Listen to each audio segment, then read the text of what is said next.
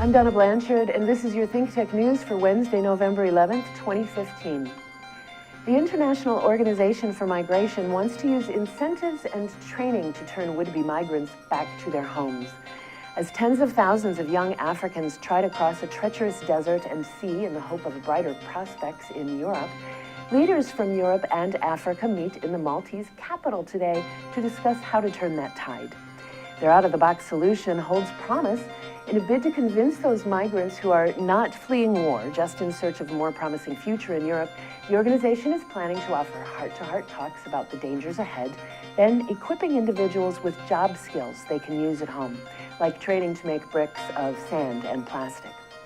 As Slovenia is the latest country to begin erecting a fence to keep refugees out, Europe as a whole will not turn away refugees, but migration is another story, and the EU is hoping to help African countries do more to keep their citizens at home, with financial incentives beginning with a trust fund of more than $2 billion. The EU says more than 500,000 migrants have arrived in Europe since January of this year.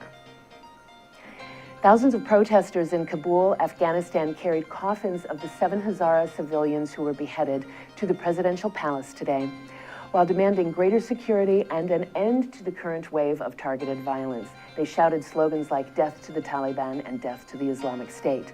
They accused President Ashraf Ghani of incompetence in the face of deteriorating security and called for the resignation of his coalition government.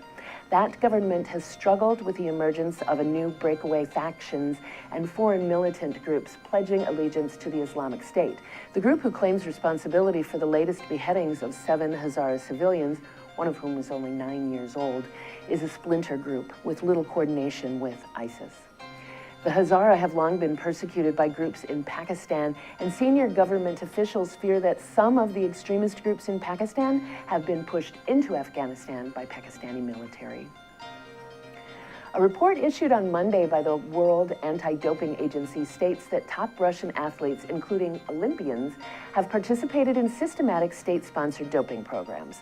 The report implicated athletes, coaches, trainers, doctors, and various Russian institutions, including the country's anti-doping agency and an accredited laboratory in Moscow that handled testing for the 2014 Winter Olympics.